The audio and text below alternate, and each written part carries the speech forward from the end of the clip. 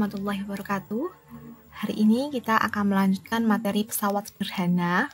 Yang akan kita bahas kali ini adalah jenis tuas. Ingat, sains itu asyik.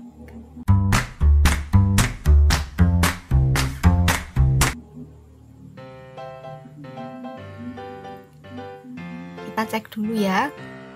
Kalian pernahkah membuka tutup botol seperti ini? Apakah kalian membukanya dengan gigi kalian? Kalau kalian buka dengan gigi kalian, otomatis yang terjadi adalah gigi kalian akan rontok. Lalu bagaimana kita membukanya? Caranya dibuka dengan tutup botol menggunakan pembuka tutup botol. Nah, pembuka tutup botol ini adalah salah satu bentuk dari pesawat sederhana. Lalu, selain ini, apalagi pesawat sederhana yang lain? Dan pesawat sederhana itu apa sih? Mari kita cek bersama. Tujuan pembelajaran kali ini yang pertama adalah menjelaskan tentang konsep pesawat sederhana terkhusus untuk tuas. Yang kedua, kalian mampu memecahkan masalah yang menggunakan konsep tuas. Pesawat sederhana, apa yang dimaksud dengan pesawat sederhana? Jadi pesawat sederhana adalah semua hal yang membuat kita mudah melakukan sesuatu, itu disebut dengan pesawat sederhana. Contohnya mesin ketik, mesin pencuci baju, kemudian ada pembuka botol, gunting, semua itu adalah mesin-mesin atau alat yang kita gunakan untuk mempermudah aktivitas kita sehari-hari. Lalu, pesawat sederhana ini dibagi lagi menjadi 4. Yang pertama, ada yang berbentuk tuas. Yang kedua, ada yang berbentuk bidang miring. Yang ketiga, ada yang berbentuk katrol. Kemudian yang terakhir, ada yang berbentuk roda bergerigi. Kali ini kita hanya akan membahas tentang tuas. Tuas adalah sebuah batang yang dapat diputar di sekitar titik tumpu. Biasa kita lihat ada di jungkat-jungkit ya. Jungkat-jungkit ini menggunakan prinsip tuas, di mana sebuah batang yang sangat panjang dapat diputar di sekitar titik tumpu. Titik tumpunya di sebelah sini, di tengah-tengah ini. Nah, inilah yang disebut dengan tuas. Tuas sendiri dibagi menjadi 3 jenis. Ada yang jenis pertama, jenis kedua, dan jenis ketiga. Kita bahas untuk tuas jenis yang pertama. Tuas jenis pertama, jika titik tumpu berada di antara kuasa dan beban. Seperti ini gambarnya ya. Jadi tadi ada sebuah batang, kemudian ada titik tumpu, ada beban. Ketika titik tumpu berada di tengah-tengah antara beban dengan kuasa, maka ini disebut dengan tuas jenis pertama. Contoh dari tuas jenis pertama adalah gunting.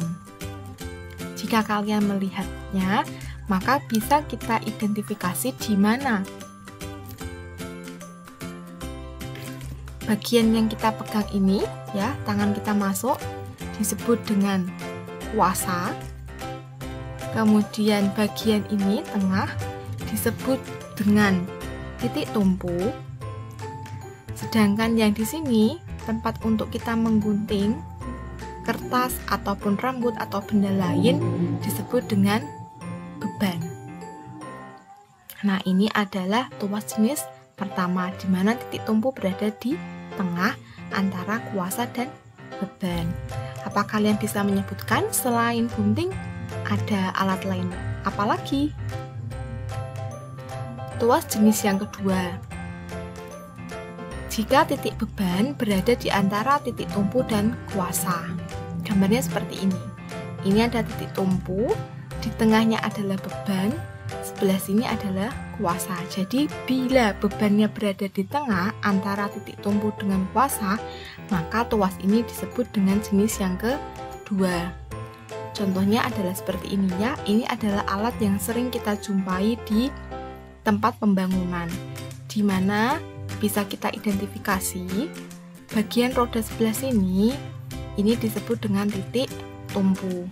Sedangkan di tengah ini, di mana kita bisa meletakkan beban, disebut dengan beban. Kemudian tempat ini ya, titik sebelah sini yang bisa kita pegang dengan tangan kita disebut dengan kuasa. Jadi kuasa itu adalah titik kita memberikan gaya. Terus tuas jenis yang ketiga terjadi atau terbentuk jika kuasa berada di antara titik tumpu dan beban. Seperti ini. Kuasa berada di antara titik tumpu dan beban. Alat yang biasa kita gunakan seperti strapless ya. Ketika kita menggunakan strapless, ini termasuk tuas jenis ketiga, di mana di sebelah sini tempat kita untuk menyet strapless ya, benda-benda disebut dengan beban. Kemudian pegangan yang sebelah sini ketika kita menggunakan gaya otot kita, ini disebut dengan kuasa. Sedangkan yang di lipatan ini adalah disebut dengan titik tumpu. Kemudian persamaan pada tuas. Nah, ini adalah persamaan pada tuas ya, di mana dirumuskan dengan W kali LB sama dengan F kali LK, atau misal biasa menyebutnya WLB FLK. Kemudian yang kedua, kita juga menggunakan rumus KM. KM ini adalah keuntungan mekanis. Apa yang dimaksud dengan keuntungan mekanis? Adalah keuntungan yang kita peroleh apabila kita menggunakan pesawat sederhana. Bisa kita rumuskan dengan cara beban dibagi dengan kuasa, atau lengan kuasa dibagi dengan lengan beban. Ini keterangannya. W adalah gaya berat, satuannya Newton.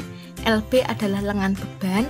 F adalah gaya kuasa, LK adalah lengan kuasa, dan KM adalah keuntungan mekanis. Nah, kalau kita lihat, ini tadi adalah gambar dari tuas, di mana T ini adalah titik tumpu, W ini adalah beban, seperti dicontohkan ini ada batu, kemudian ini adalah F kuasa, ya. Maka yang disebut dengan LB atau lengan beban adalah panjang dari titik T ke titik W. Jadi LB itu panjang dari titik tumpu sampai ke beban. Harus kalian perhatikan, dihitung dari titik tumpu sampai ke beban. Sedangkan LK itu panjang dari titik tumpu sampai ke F atau gaya atau kuasa. Itu disebut dengan lengan kuasa. Nah, ini harus seimbang. Karena harus seimbang, maka rumusnya menjadi WLB FLK. Ya. Contoh soal.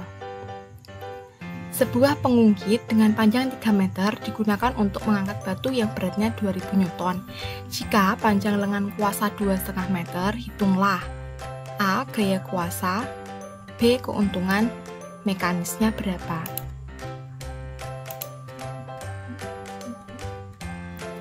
Kita jawab ya. Kita punya pengungkit panjangnya 3 meter untuk mengangkat batu yang beratnya 2000 Newton. Panjang lengan kuasanya 2,5 meter. Hitunglah. Kita gambarkan dulu. Misalkan untuk tumpunya, ini panjangnya, panjang dari kayunya, kemudian ini adalah beban batunya, di mana beratnya 2000 Newton. Ini kuasanya di sini berarti ini adalah F, kemudian lengan kuasanya 2,5 meter. Berarti panjang dari sini hingga ke ini itu adalah 2,5 meter. Sedangkan panjang papannya sendiri adalah 3 meter. Maka di sini kita tahu bahwa dari titik sini sampai ke titik beban itu kan namanya LB. Kalau panjang dari papannya sudah 3 meter dan LK-nya sudah 2,5, maka LB-nya tinggal sisanya, yakni 3 dikurangi dengan 2,5. Hasilnya adalah 0,5 atau setengah. Nah, kita sudah dapat nilai LB, nilai LK juga ada, W juga ada. Maka kalau mau mencari F, kita tinggal tulis rumusnya. Rumusnya kan WLB FLK.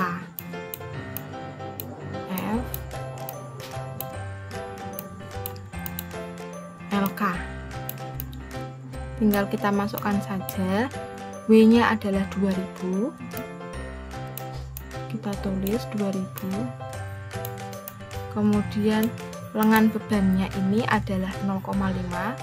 0,5 itu sama aja dengan setengah ya. 0,5. Yang ditanya adalah F. Kemudian LK-nya ini tadi lengan kuasanya 2,5 meter. Nah, seperti ini. 2000 kali setengah itu kan hasilnya 1000, ya kan? 1000 sama dengan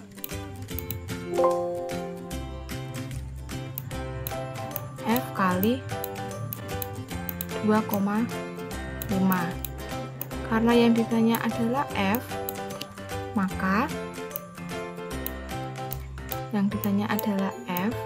maka nanti rumusnya berubah menjadi 1000 dibagi dengan 2,5 ya. Itu kan sama aja dengan F atau 2,5 dikali dengan sesuatu, nilainya adalah 1000. Kalau ditanya sesuatunya ini berapa, ya berarti 1000 dibagi 2,5. Hasilnya adalah 1000 bagi 2,5. Hasilnya berapa? Karena ini 2,5 kan sama aja dengan 25/10. 10 naik ke atas berarti jadi 10.000. 10.000 dibagi 25 berarti hasilnya 400. Gitu ya. Kemudian yang kedua yang ditanya adalah keuntungan mekanis. Keuntungan mekanis atau KM itu dapat dirumuskan dengan rumus W dibagi dengan F. W-nya adalah 2000, F-nya adalah 400. Berarti 2000 dibagi dengan 400. 0 bisa kita coret ya. Kita coret berarti 20 bagi 4. 20 bagi 4 hasilnya adalah 5. Seperti itu.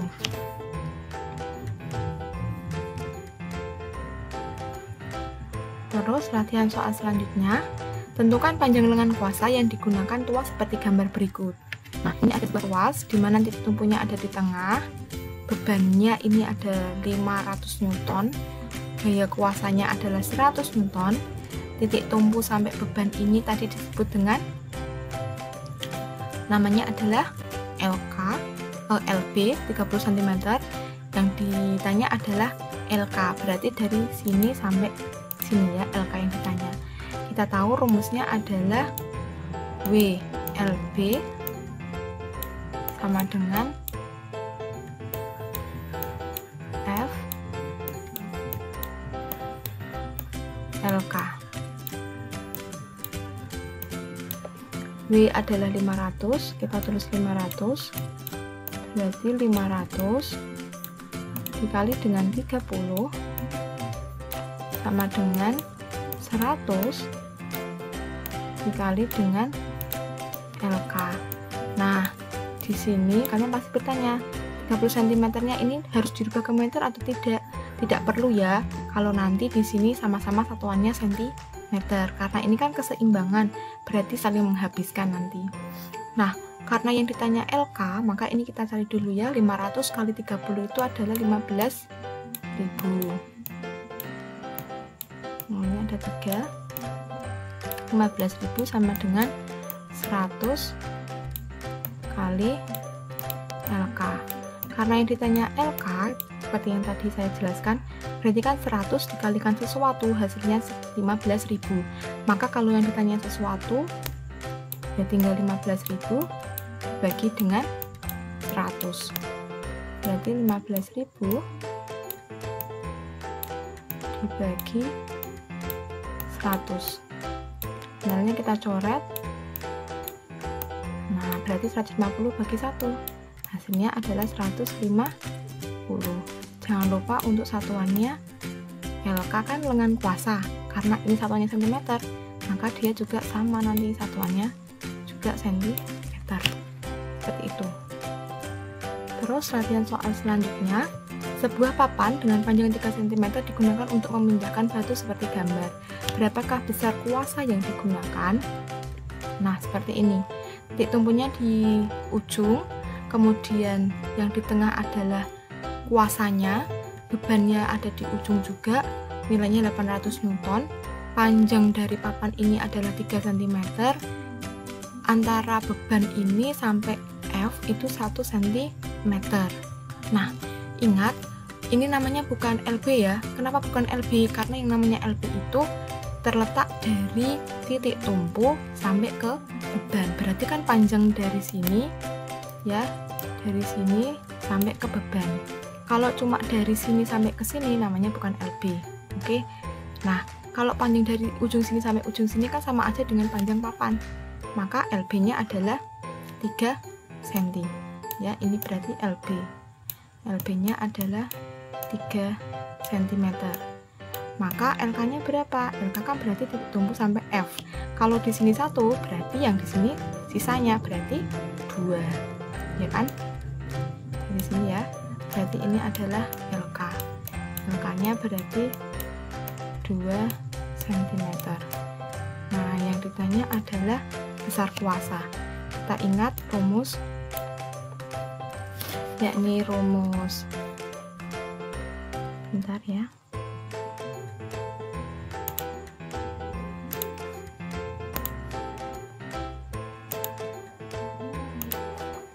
Kita ingat rumus WLB sama dengan FLK. Nah, W-nya ini adalah 800. Lengan bebannya adalah 3 kali 3. F-nya yang ditanya. Lengan kuasanya adalah 2. 800 kali 3 itu kan berarti 2400 ya.